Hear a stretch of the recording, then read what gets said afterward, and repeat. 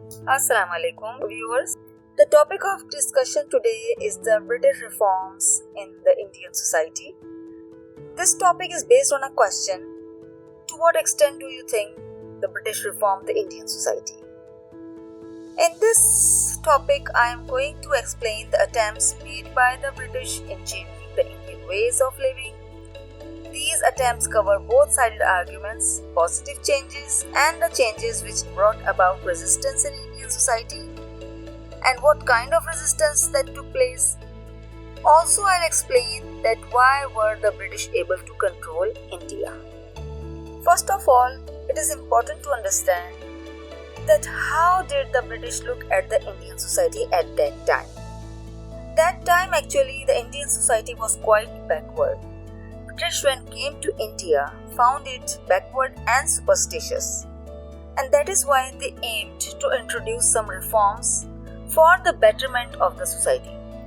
Though these reforms were not liked by the Indians, but some reforms were accepted because they did good to the society, and some reforms were resented. The changes which were introduced by the British were considered an attempt as foreign invasion, and that is why it caused great resentment among the locals. Now we are going to discuss the reason why did the Indians show resentment. First of all, Indians cherished their customs and traditions. They had been following these practices for a long time, from generations and from their forefathers. That is why when the British had introduced these changes, the Indians showed resistance. Secondly, British had come from another land and they were following a Western tradition which was alien to the Indians. They had actually taken over control from the Indians, and this was not a welcoming move, and changing their cultural pattern was definitely a big no for the Indians. Thirdly, lack of education and awareness among the Indians was also the reason that did not let them accept any change in the Indian society. Now we are going to discuss some reforms and developments which brought about good to the society. British had introduced certain reforms that was for the betterment of the society, which was to some extent appreciated as well. Among them is female infanticide that was declared illegal by the East India Company of that time. In 1795, the East India Company had declared the killing of baby as murder. This was though resented by the Indians, and it was hard to enforce on the locals, but this move was later on introduced and was welcomed. Second is sati. Sati, is a custom of burning the widow on the funeral pyres of their husbands. This practice was outlawed first in Bengal in 1829 and then in the rest of the country. In fact, there was very little opposition to this change, and this bold step was taken by Lord Bentinck. Then came another reform that was dealing with the Thuggis. In central and upper India, there was a group of armed robbers known as thugs. They claimed that they were serving a goddess. They used to have a ritual way of murdering their victims and people. Indians were quite terrified of them. The East India Company used force to destroy all Thuggis, and this step was welcomed by all. Next is the introduction of English language as official. In 1835, English was declared as the official language, and before that, Persian had been the main language for the rulers, even the diplomats and the officials. So this move was not welcomed in the beginning, as this introduction had a quite westernizing effect, as it brought educated people into contact with English books. Most of the educated people learned new ideas from the English books, but this also created a gulf between the educated Indian people and the uneducated ones, because many locals could not learn English and they remained backward. So this attempt also created a gulf among the locals in Indian society. Next came the introduction of missionary schools. The British government had set up schools schools across the country to teach Western ideas. And this was the brainchild of Thomas Macaulay. He had believed that the European culture was superior to Indian culture, and that is why he aimed to educate a group of Indians who would take on Western values and help the British to govern millions of other Indians. Some of the Indians did not accept this change because they did not want their children to come in contact with the Western ideas. Next is the introduction of railways as the means of communication. Actually, the British had invented the railways because of the Industrial Revolution in Britain. The first public train journey in India took place on 16th April 1853 from Bombay to Thane. For the British, they were yet another means of extending their power and ideas across the subcontinent. This move also helped the British industry to profit by transporting raw materials from India, and they were also used to transport troops swiftly. There were certain advantages for the Indians as well, however, because in times of famine, food could be moved easily. Also, it provided swift transportation from one place to another in lesser time. But the Indians in the beginning were apprehensive of the trains and were afraid to travel in them because of the fear of accidents. Now we are going to discuss the development which brought about resistance in the Indian society. The previous developments which we have discussed, they brought about good to the society as well.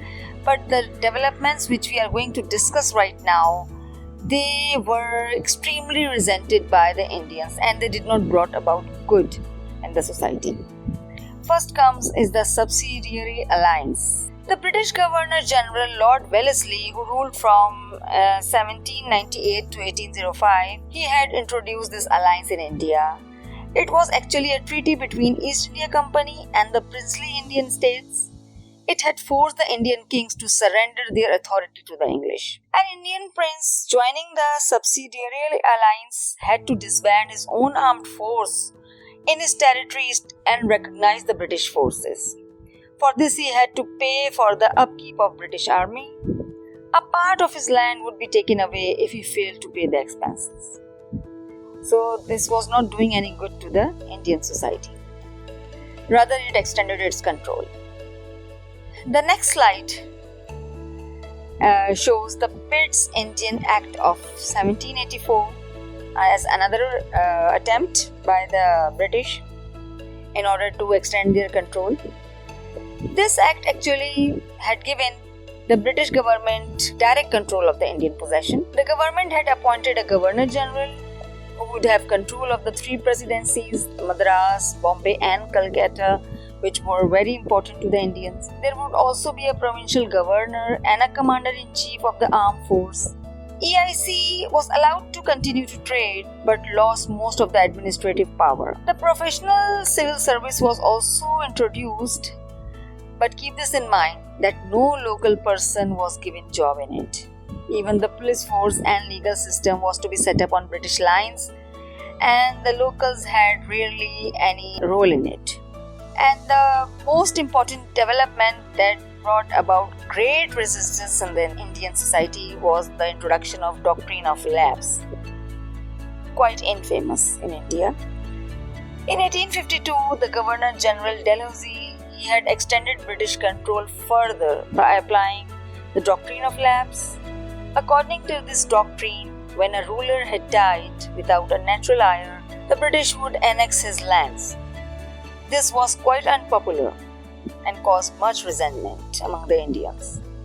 In 1856, the Nawab of Awadh had died.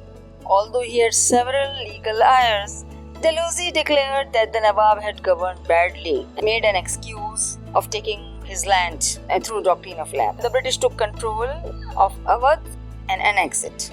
Now, the drain of wealth. Drain of wealth has seemed quite terrifying for the Indians because really the Indian wealth was draining in the hands of British.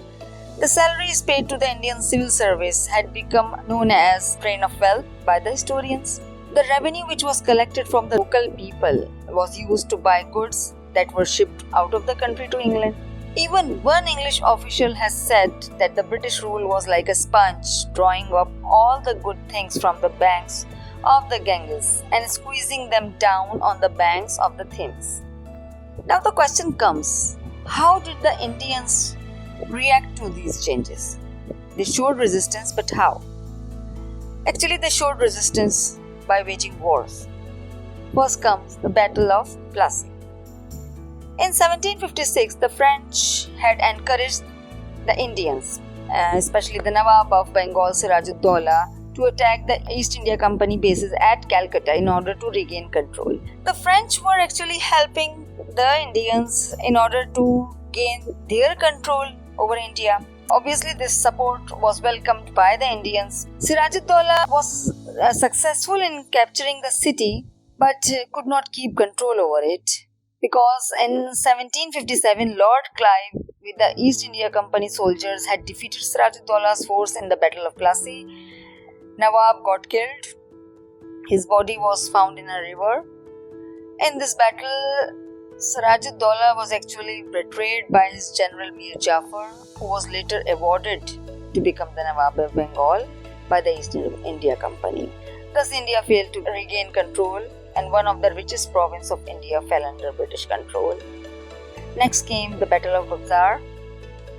In 1764, Mir Jafar's son Mir Qasim joined forces with the Nawab of Awadh and the Mughal Emperor Shah Alam II to drive the East India Company out of Bengal. British defeated their combined forces in the Battle of Buxar in 1764. After the success of this battle, the British influence in India drastically increased. Now, East India Company was able to take control of the revenue collection in Bengal, a very rich province, Bihar and Orissa, and also extended their influence over Awadh. Mir Jafar was forced to give the company lavish gifts of lands and money. This had made the British official very rich. They were exploiting the Bengal's resources. East India Company was intended to gain as much profit as possible. It showed immense greed after the Battle of Buxar, which even embarrassed the British government. And according to the British member of the House of Commons, no civilized government ever existed on the face of earth which was more corrupt or more greedy than the government of the East India Company from 1765 to 1784. Note down this period in which the East India Company ruled. Much of the exploitation of resources had taken place.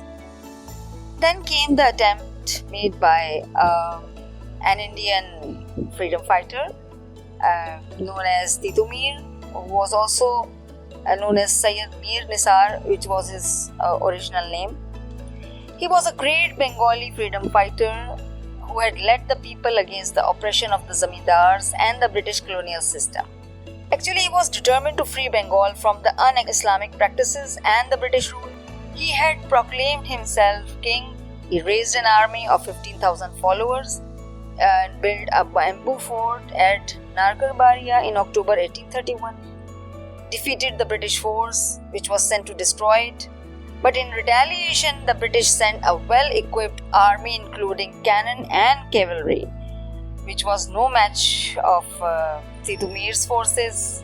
That's why Titu Mir's forces could not stand the power of the British modern weapons and got defeated after 5 days of fierce fighting. But they showed resistance. In the end, Titu Mir got martyred along with his followers. Then a very important and formidable enemy of British government, that was Tipu Sultan, who was also known as the Tiger of Mysore. He was the son of Hyder Ali, who was also a formidable enemy of the British and also known as Lion of Mysore by his followers. The British used to call Tipu the monster of Mysore, as they disliked the way Tipu stood up to them. Tipu was also said to have received help from France during time of Napoleon against the British. He had actually made an alliance with Napoleon against the British. It has been said that Tipu possessed 50 cannons, 100,000 cannonballs and 10 muskets, as well as rockets and a handgun to match the British artillery. His army was so strong that he defeated the British in battles several times. That's why the British were using this propaganda to project him as wicked and cruel as possible. About 4 Mysore wars were fought between Tipu Sultan and the British. In the final 4th Mysore War on May 4, 1799, the British were able to defeat Tipu. And Tipu got defeated because he was betrayed by his own minister Mir Sadiq, who joined forces, and he had betrayed Tipu by joining hands with the British, and thus paved way for the British victory and the defeat of Tipu Sultan. Now the question arises, why were the British able to conquer India? There are several reasons behind. First of all is the declining state of the Mughals, because it was in the hand of incapable leaders who could not keep a check to the growing British influence in India. Further, they were living a lavish life. They did not want to learn new techniques of warfare. Also, there was no united force in India. There was disunited a set of rulers, disunited territories with variety of rulers with different religion and cultures, and they used to fight with each other. They hated the rules of each other, and they better felt that it is better to have an alliance with the British rather than keeping them as enemy. But their purpose was to fight with the other Indian ruler by making an alliance with the British. Many rulers were wealthy feudal lords who cared less about their declining state, and rather than consolidating them through reforms and measures. On the other hand, the British emerged as much technologically advanced due to industrial revolution in Britain. They had superior weapons, means of communications, and the confidence because they considered themselves superior to the Indians, wanted to spread their superiority across the globe, wanted to reform the Indian society. Because they had found India backward and saw great opportunities of profitable trade, and therefore thought it was their duty to improve the infrastructure by introducing their culture and efficient administrative setup in India. And they had also adopted the policy of divide and rule in India so that they could divide the Indians and rule over them. Thank you, and please, if you like the video, share it and subscribe.